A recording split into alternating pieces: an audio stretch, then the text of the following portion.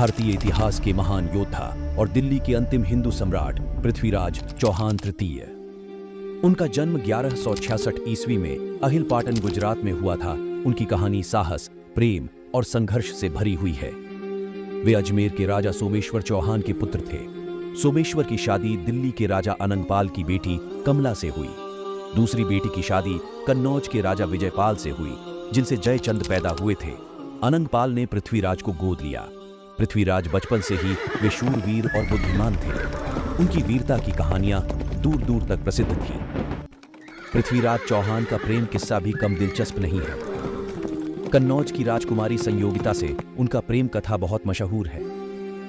संयोगिता ने पृथ्वीराज की वीरता की कहानियां सुनती थी और धीरे धीरे उनसे प्रेम करने लगी। लेकिन संयोगिता के पिता जयचंद पृथ्वीराज के शत्रु थे और उन्होंने अपनी बेटी की शादी पृथ्वीराज से कराने से इनकार कर दिया। और उसने संयोगिता के विवाह के लिए एक स्वयंवर का आयोजन किया और उसने पृथ्वीराज का अपमान करने के उद्देश्य से पृथ्वीराज की मूर्ति दरवाजे पर रखवाई। संयोगिता ने मूर्ति पर माला डालकर अपने प्रेम का इजहार किया। बाद में पृथ्वीराज आए, संयोगिता को दिल्ली ले गए। पृथ्वीराज का ध्यान संयोगिता पर ज्यादा रहा।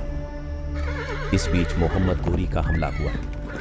तराइन का पहला युद्ध 1191 में राजा पृथ्वीराज चौहान और मोहम्मद गौरी के बीच करीब 80 मील दूर सरहिंद किले के पास तराइन के मैदान में युद्ध हुआ। लड़ने के समय मोहम्मद गौरी बुरी तरह घायल हो गया, जिसके चलते उसने मैदान छोड़ने का फैसला किया। इस तरह प्रथम युद्ध में पृथ्वीराज चौहान की विजय हुई। कहते हैं कि गौरी ने 17 बार आक्रमण किया था और हर बार उसे घुटने टेकने पड़े थे। गौरी अपने प्रतिशोध की भावना में जल रहा, लेकिन इस बार पृथ्वीराज के ससुर जयचंद ने एक बार फिर से गौरी को आक्रमण करने के लिए आमंत्रित करता है।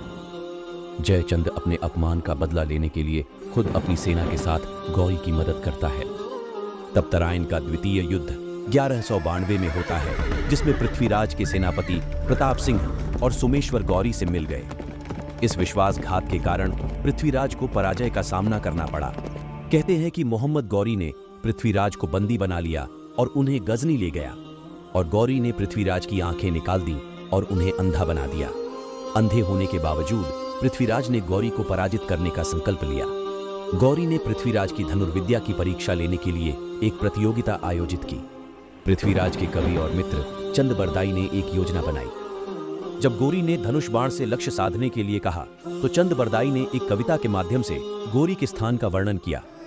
4 बांस 24 गज, अंगुल अष्ट प्रमाण, ता ऊपर सुल्तान है, मत चूको चौहान। पृथ्वीराज ने इस संकेत को समझकर तीर चलाया और गौरी को मार गिराया। कहते हैं कि इस घटना के बाद पृथ्वीराज चौहान और चंद्रबरदाई ने अपनी दुर्गति से बचने के लिए एक दूसरे को कटार घोंपकर मार दिया था। ये खबर जब पृथ्वीराज चौहान की पत्नी संयोगिता को मिली, तो उन्होंने भी अपनी जान दे दी। इस वीरता और साहस के साथ पृथ्वीराज चौहान की कहानी का अंत होता है। उनकी वीरता और प्रेम की यह कहानी आज भी प्रेरणा देती है। पृथ्वीराज चौहान की कहानी हमें सिखाती है कि सच्चा प्रेम और साहस कभी हार नहीं मानता। उनके जीवन की गाथा भारतीय इतिहास में स्वर्णिम अक्षरों में लिखी गई है।